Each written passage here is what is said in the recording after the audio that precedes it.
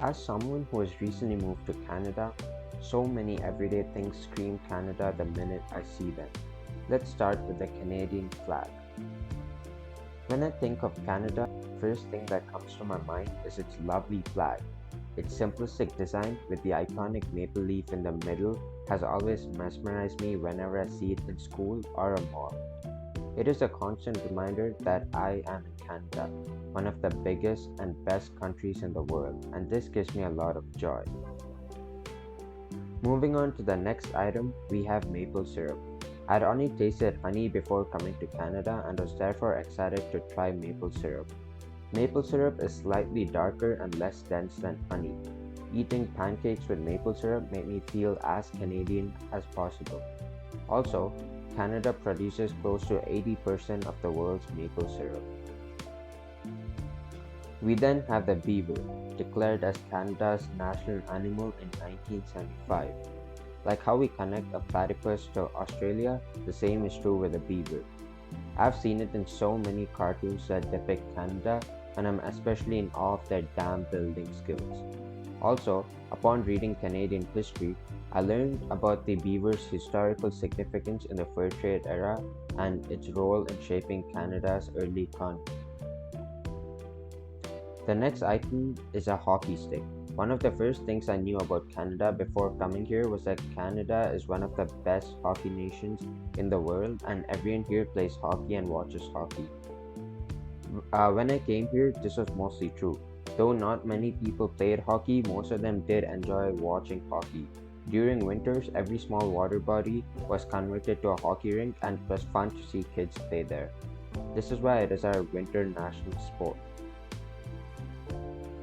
Going forward, we have a delicious cup of coffee from Tim Hortons. The red cups are instantly recognizable by any Canadian as Tim Hortons serves over 5 million cups of coffee per day across its 4,800 locations in Canada. This makes it the most popular food chain in Canada. Moving on, we have the national dish of Canada, poutine. For an outsider like me, it might seem like just fries dumped with some sauce, but upon trying it, I realized how delicious it is. Sure, it is just fries with some gravy and cheese curds on top, but that makes it a main dish instead of a side dish. This culinary icon was created in Quebec and it shows the diversity of Canadian cuisine. We then have the Canadian currency. I was amazed by how colorful the banknotes were and also loved the plastic material. It almost looked like the ones we get in Monopoly. I also loved the catchy name for a dollar coin, a loonie. I remember how confused I was when I was first asked by someone if I had a loonie. I was not even sure if I heard the name right, but of course now I know it is named after the loon depicted on the coin. Canadian currency is instantly recognized by anyone for its unique design and bright colors.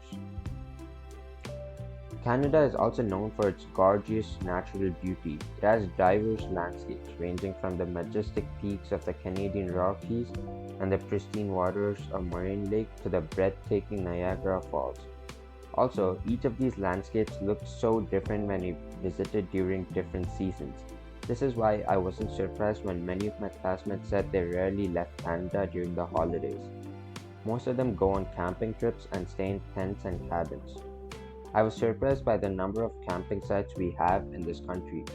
No wonder why some of the top tourist destinations in Canada are natural wonders, unlike many other countries. Next, we have the unique bilingual packaging. When I learned when I learned that Canada's official language included French as well as English, I did not imagine the extent of this. Even in my country, we have multiple major languages, but for the sake of keeping things simple, all our signboards and packaging are in English. But I was shocked to see even packs of chips and chocolates have French written on them. Every, I- every item I see in the superstore has French and English written on it. I think this clearly differentiates American products from Canadian products. To end the list, we have a fruit. I saved this for the last because anyone who's not from Canada, I think the first thing that would come to their mind when thinking about Canada is the endless winter and tons of snow. Even before I came here, my family was so scared of the harsh, long Canadian winters. I remember going on a shopping spree trying to grab as many jackets as possible and trying to be as prepared as possible. When we landed at the Saskatoon airport, we took around 30 minutes changing into our winter gear and putting more than 3 layers just to step into a cab that was waiting outside. I was also confused when I saw an AC in our apartment because we thought it would always be cold in Canada. But after living here for some time, I've realized that being Canadian isn't about wearing jackets and boots. It is about not wearing jackets and instead wearing shorts even when the temperature is below freezing. This paired with a hot cup of coffee while watching a hockey game is the image everyone has of a Canadian.